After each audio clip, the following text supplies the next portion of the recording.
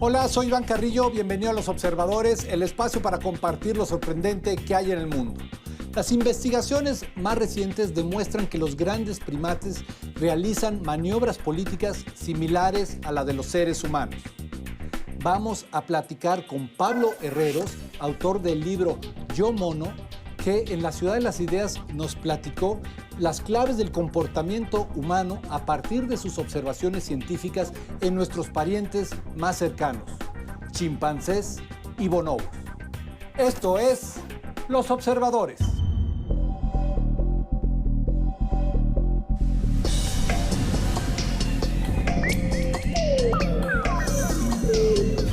Pablo, pues estamos en la Ciudad de las Ideas y vamos a hablar de una disciplina que se conoce poco, que del nombre es atractivo.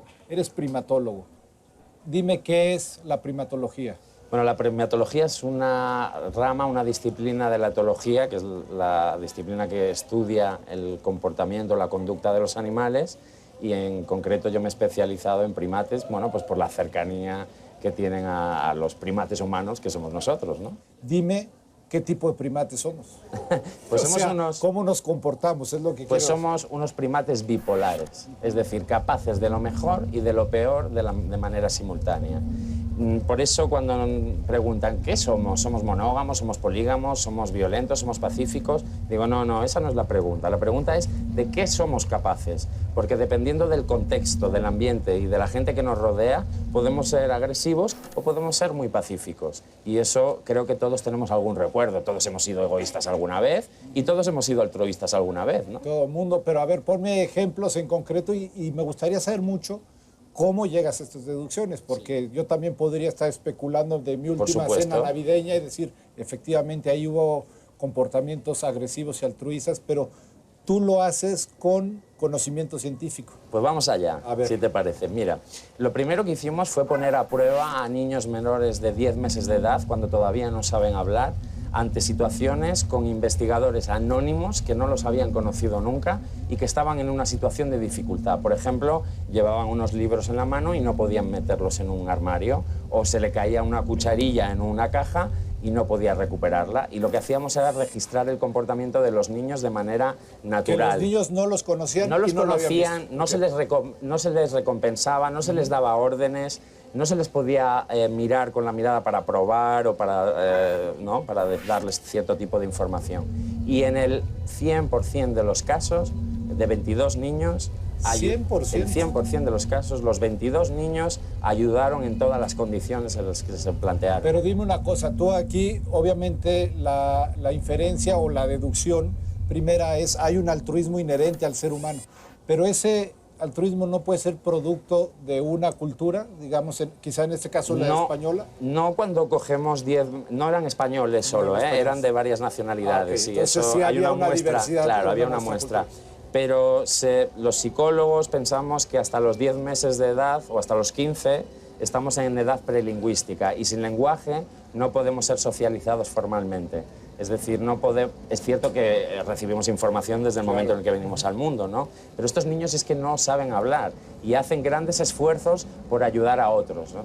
Pero también tenemos muchísimas más pruebas en grandes simios, porque para saber si algo es innato, una de las metodologías es compararlo con especies cercanas, ¿no?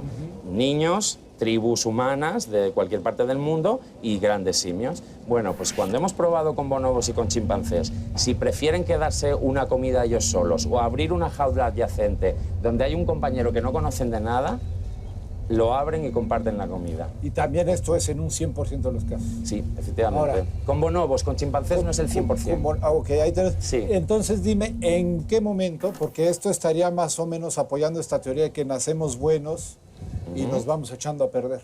Ajá. Porque hay quien dice que nacemos malos y el comportamiento... Y al revés, Thomas Hobbes exactamente. Decía eso. Entonces, tú obviamente apoyas esta teoría, tienes demostraciones, pero a mí me gustaría saber, entonces, en qué momento la rama se empieza a torcer y empezamos a encontrar mentes agresivas, ira, incluso asesinatos, tal. Es una pregunta interesantísima, porque hemos descubierto que a partir de los 2 años de edad empiezan a ser selectivos con quién ser altruistas y con quién no. Es decir, hasta los 10 meses, 15 meses, es incondicional, ayudarían a cualquiera. Pero a partir de los 2 años les hemos mostrado imágenes de investigadores altruistas y de investigadores egoístas y luego le hemos dicho, a ver, ¿a quién quieres ayudar? Siempre eligen al altruista, no quieren ayudar a los egoístas. Vamos moldeando nuestro comportamiento a medida que crecemos. Se cree que es aproximadamente a partir de los 2 años de edad, que es cuando tenemos conciencia. Ya sabes que antes de los 2 años de edad un niño ni siquiera se reconoce en el espejo, cree que es otro niño, ¿no? Entonces es a partir de esa edad que vamos moldeando el comportamiento, porque imaginaos que yo soy muy altruista aquí en México, os lo doy todo y a mí nadie me da nada. ¿Qué pasaría? Exactamente. Moriría. Sí, exactamente. Luego hay que ser selectivo, lo inteligente es ser selectivo, ser altruista con quien quiere cooperar contigo, pero no ser altruista con quien quiere hacerte daño. Yo me pregunto, ¿qué tanto saben las madres que educan a sus hijos y las maestras que tienen a su cargo la educación? ¿Qué tanto se acercan a estas teorías? Porque de repente parecen mucho más fundamentales que memorizar la historia de un país o las grandes batallas, etc. Y parece que entonces nos enfrentamos después con personas con discapacidades emocionales precisamente por no haber tocado este punto. Bueno, sí, es que es fundamental todo lo que es la formación en inteligencia emocional con niños. Y una manera de poder demostrárselo es ver cómo los animales también tienen emociones, incluso algunos sentimientos, y cómo los despliegan con los miembros de su grupo, ¿no? Es cierto que los chimpancés ahí tienen una diferencia, y es con comunidades vecinas llegan a asesinarse y llegan a exterminarlas. Pero lo que es dentro del grupo, dentro de su manada, ahí hay comportamientos de altruismo, de cooperación, de generosidad, de ayuda a minusválidos o de ayuda, por ejemplo, a macacos que han nacido con enfermedades congénitas. Viene este auxilio por parte de la comunidad. Y la comunidad les ayuda a sobrevivir, y no solo eso, sino que además tienen descendencia.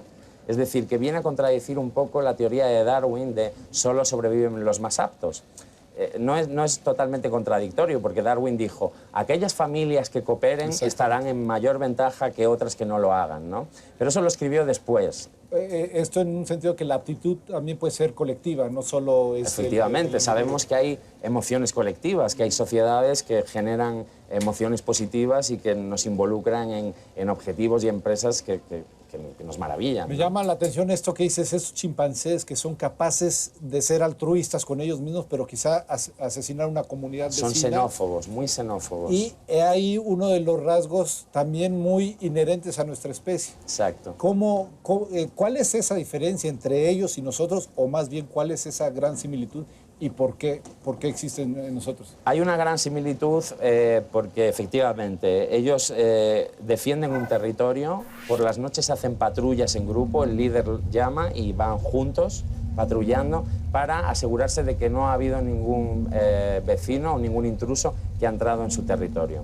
A veces, cuando perciben que son mayores en número que la comunidad vecina, van, los atacan, incluso a veces secuestran a hembras con sus niños durante un tiempo, y se conocen casos de exterminio total de la comunidad vecina, lo cual nos recuerda a conflictos como Israel o Palestina, etc. ¿Qué nos viene a decir esto? Que los primates, especialmente chimpancés y humanos, tenemos mucho miedo a lo desconocido. Es decir, lo que no conocemos lo consideramos como una amenaza. Y los bonobos, al contrario. Los bonobos han llegado a la estrategia de, ante un desconocido, vamos a compartir comida y así bajamos la ansiedad. Increíble, o sea, hay una disposición que podríamos considerar, en este caso sí, superior. Exacto. A una reacción temerosa que se traduce en agresividad. Claro, y esto es muy importante para los niños, porque en vez de percibir a cualquier persona que viene y que no conocemos como un potencial peligro, quizás lo que hay que hacer es, como hacemos muchas veces, con el humor, con las sonrisas o compartiendo, generar una situación positiva, y así se disminuyen la ansiedad y la amenaza. En cuestión de poder, en cuestión de respeto de jerarquías, ¿cómo nos comportamos y qué parecido tenemos con estos grandes primates? Esto me encanta porque, aunque es verdad que viven en estructuras jerárquicas, alfa, beta, en realidad eso al final no sirve para nada, porque si el beta se une con otro, ya el alfa queda desactivado. Es decir, las alianzas, las coaliciones pueden desactivar el poder. De hecho, por ejemplo, cuando hay un líder de chimpancé que es muy agresivo, las hembras se suelen unir entre ellas, hacen una coalición y lo expulsan del grupo y lo deponen como líder. Y eso es muy interesante porque los maltratadores de humanos, los hombres fundamentalmente que maltratan a mujeres, ¿qué es lo primero que hacen? Aíslan a su mujer de toda la red social de apoyo que podría acudir en su ayuda en caso de que la pegue o que la maltrate, ¿no? Y ese es su primer objetivo, aislarla de toda su red. Y eso es lo que yo trato de transmitir muchas veces a la política y también a la violencia de género, y es las asociaciones, las coaliciones entre personas frenan el poder o los abusos de poder. Esto quiere decir que realmente gran parte de nuestro comportamiento social está en nuestros instintos y no en esa racionalidad que hemos sobrevalorado a lo mejor. Sí, a veces lo primero que pasa es que viene la emoción y luego construimos el argumento. Es decir, a veces nos gusta algo y luego ya empiezo a construir con el lenguaje un argumento que justifique lo que he sentido. Pero la gente, es tan rápido este proceso que la gente no lo capta. Pero lo primero es la emoción. Dime, me has hablado de muchas similitudes que creo que a todos nos sorprenden, nos entusiasma sabernos, por lo menos en mi caso, sabernos tan propios a una naturaleza. Pero ¿cuál es entonces la gran diferencia? ¿Por qué hoy, siglo XXI, los hombres hemos construido una civilización, sociedades, hemos dominado el mundo, nos lo estamos acabando y los primates tan cercanos a nosotros están pues ahí donde están, sometidos, sí, peleando por su supervivencia? ¿Cuál es esa gran diferencia? Michael Tomasello, que es un psicólogo del Max Planck en Leipzig, Alemania, habla del Ratchet Effect, es decir, que podemos ir acumulando información. Yo, para inventar el libro o para escribir un libro, no tengo que inventar el papel, no tengo que volver a inventar la imprenta ni la tinta, es decir, me voy apoyando en los conocimientos de otros previos para ir construyendo los míos. Es verdad que en primates encontramos cositas muy pequeñitas de este estilo, pero nada que ver con lo que nosotros poseemos. Además, el lenguaje nos permite también elaborar conceptos mucho más sofisticados, transmitir información de manera mucho más precisa, y creo que ahí es donde está la diferencia entre estos grandes simios. Bueno, nosotros somos el quinto gran simio, o sea, entre los 4 grandes simios y el quinto, que somos nosotros, que sería el orangután, el primero, después vendría el gorila, y luego vienen a igual distancia genética bonobos y chimpancés, y luego el quinto gran simio, que es el Homo sapiens, nosotros. Pues ahí está, el quinto gran simio, los seres humanos. Creo que tenemos que mirarnos al espejo y hacernos muchas preguntas, intentar comprender por qué a veces nos comportamos, por qué a veces somos como somos, y pues preguntarse quién es ese ser que nos rige al final del día, Pablo. Pues, yo te agradezco aquí tu presencia en este escenario, en el marco de la Ciudad de las Ideas. Ha sido todo un placer y espero que nos veamos en esta selva. Seguro. Desde la Ciudad de las Ideas, Los Observadores, el espacio para compartir lo sorprendente que hay en el mundo.